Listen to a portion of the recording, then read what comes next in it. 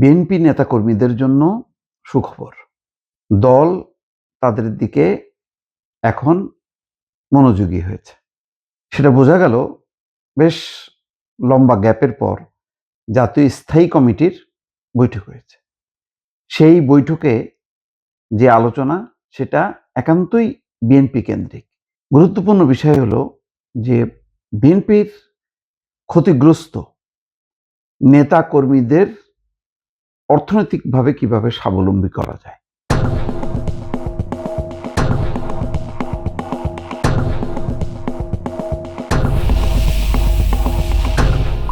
এরকম এজেন্ডা অতীতে কখনো কোনো দল আলোচনা করেছে আমার জানা নেই। কিন্তু এই বৈঠকে সেই বিষয়ে আলোচনা হয়েছে। কিভাবে নিয়োগ দেয়া যায় সেই ব্যাপারেও কথা হয়েছে। আরও কথা হয়েছে যে বিএনপির নেতা কর্মীদের মূল্যায়ন করা। কারণ বহু কমিটির মেয়াদ শেষ। অনেকে নির্বাচন করতে পারেননি। জাতীয় সংসদ নির্বাচনে তারা প্রার্থী হবার কথা চিন্তা করেছিলেন।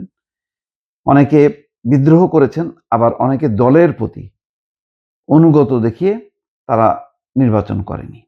নির্বাচনের পর কথা ছিল যে পর্যায়ক্রমে তাদের বিভিন্ন দায়িত্ব দেয়া হবে। সেটাও সম্ভব হয়নি, কারণ প্রত্যাশিত যে সংখ্যা বিভিন্ন পদে প্রচুর, বিএনপি বিশাল দল, সেই দলের এত বেশি নেতাকর্মী যে সবাইকে অ্যাকোমোডেট করা সম্ভব না। আর দলের প্রধান তারেক রহমান বলছেন যে মেধা এবং যোগ্যতার ভিত্তিতে সরকারি পদগুলো পূরণ করা হবে। এখানে রাজনৈতিকভাবে প্রাধান্য দেওয়া হবে না, যে বিএনপি করে সুতরাং আগে যেভাবে আওয়ামী লীগ আমলে আওয়ামী লীগ করছে, তার যোগ্যতা থাকুক আর না থাকুক ঢালাওভাবে বিভিন্ন সরকারি নিয়োগে তাদেরকে ঢুকানো হয়েছে। সেই কাজটা করা হবে না। তাহলে নেতিবাচক প্রভাব পড়বে প্রশাসনে, সরকারে, যে যোগ্যতা না থাকা সত্ত্বেও তাদেরকে ঢুকানো হচ্ছে, এর ফলে সরকার এবং প্রশাসন দুর্বল হবে। সেখানে তারেক রহমান বলেছেন যাদের মেধা এবং যোগ্যতা আছে তাদেরকে মূল্যায়ন করা হবে। বাকিদেরকে কিভাবে তাকে অর্থনৈতিকভাবে স্বাবলম্বী করা যায় তা নিয়েও আলোচনা হয়েছে।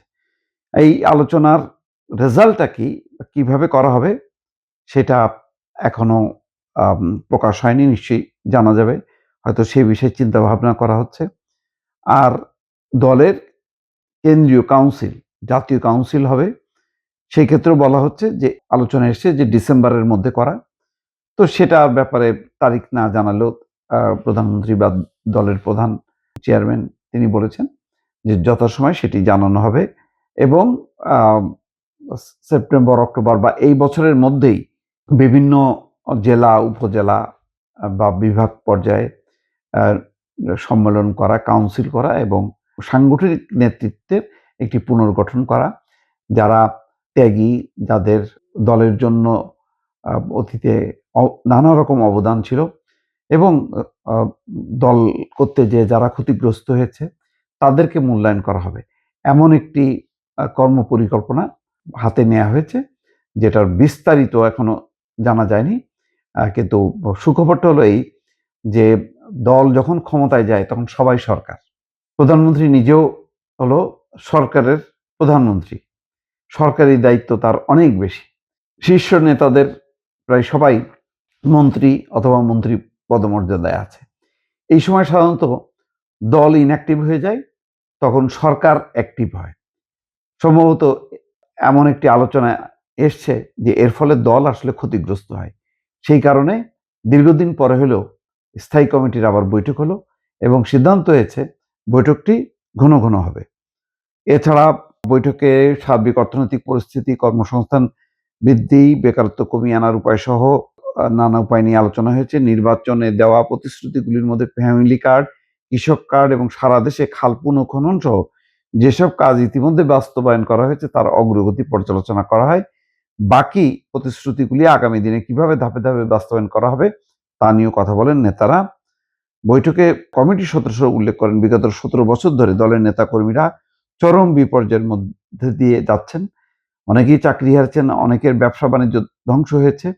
তাদের কিভাবে আবার অর্থনৈতিকভাবে স্বাবলম্বী করা যায় সেই বিষয়ে আলোচনা হলে জ্যেষ্ঠ নেতারা জানেন যাদের যোগ্যতা এবং দক্ষতা আছে তাদের যথাযথ মূল্যায়ন করা হবে।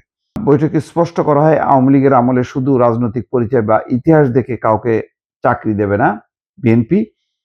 মানে আওয়ামী লীগে যেমন শুধুমাত্র রাজনৈতিক পরিচয় বা ইতিহাস দেখে আম চাকরি দিয়েছে, বিএনপি সেটা করবে না। মেধা এবং যোগ্যতা হবে আ মানে মূল মাপকাঠি।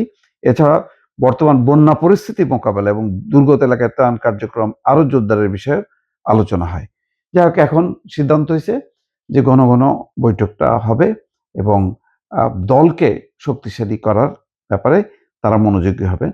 মির্জা ফখরুল ইসলাম আলমগীর, স্থায়ী কমিটির সদস্য খন্দকার মোশাররফ, আব্দুল মঈন খান, নজরুল ইসলাম খান, বেগম সেলিমা রহমান, ইকবাল হাসান মাহমুদ টুকু, গয়েশ্বরচন্দ্র রায় এবং আমির খসরু মাহমুদ চৌধুরী উপস্থিত ছিলেন।